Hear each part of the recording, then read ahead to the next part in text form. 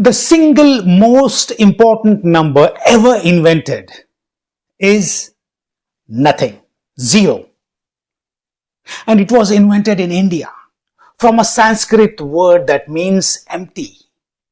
Without it, there's no science, no computers, no phone in your hand. Let me show you how nothing changed everything. Hello and welcome to a brand new series, Decoded Sanskrit Science. I'm Sushil Rapatwar, and in this series, we are going to open up the great Sanskrit texts and find the real mathematics, astronomy and science that is hidden inside them. Celebrated with pride, but always grounded in truth, never exaggeration. And there's no better place to begin than with zero itself. In this first episode, we'll look at three things: the concept and the word for zero, how Indian numerals evolved, and how Indian mathematicians handled numbers that were enormous and numbers that were tiny. On this page, you can see the journey of the word for zero. In Sanskrit, it's called śūnya, meaning void or empty. Arabic, ṣifr. Latin forms like zephirum. And English, of course, as you know, zero. Indian mathematicians were among the first to do two things together. What were they? To treat zero as a number in its own right and might, not just an empty space. And the second one was to combine it with a place value decimal system. That combination is what lets us write and calculate easily with 10, 100, 10,000, 100,000 and beyond. Instead of wrestling with the long strings of X's, V's, M's and L's, all those Roman numerals, this is way too easy, isn't it?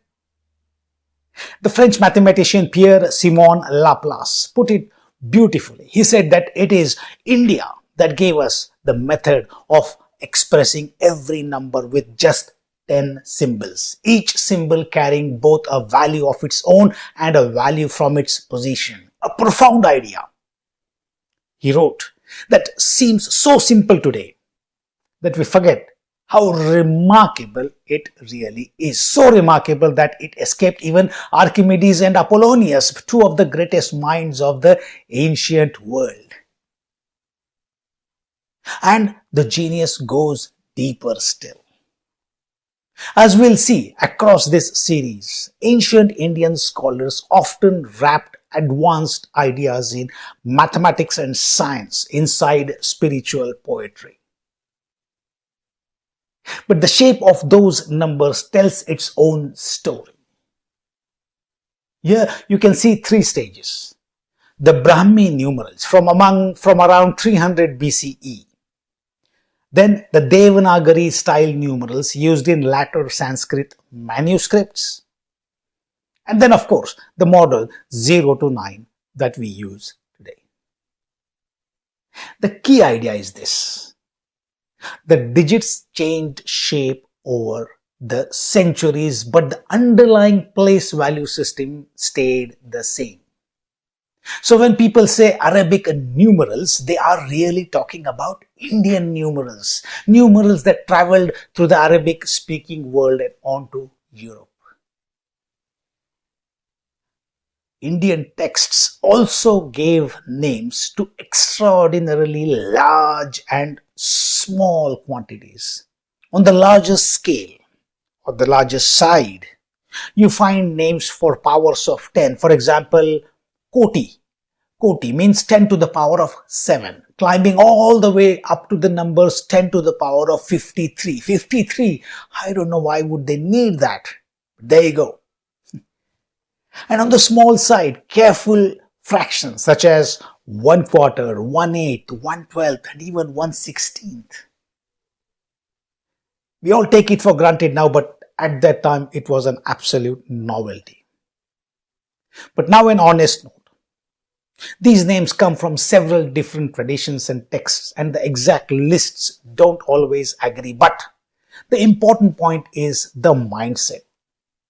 Indian thinkers were comfortable reaching for huge powers of 10 and then fine fractions long before most of the world routinely needed such scales.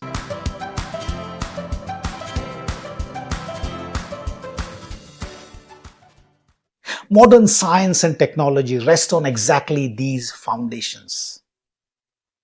Decimal notation with zero and the ability to handle the gigantic and the tiny, from astronomical distances down to the scale of atoms and molecules. India's innovations in place value notation and in zero are a central part of that global story. So every time you write a zero or use a scientific notation or tap a 4-digit pin on your mobile, you are using ideas that grew out of shunya. One simple way to remember it: Indian thinkers didn't just discover zero.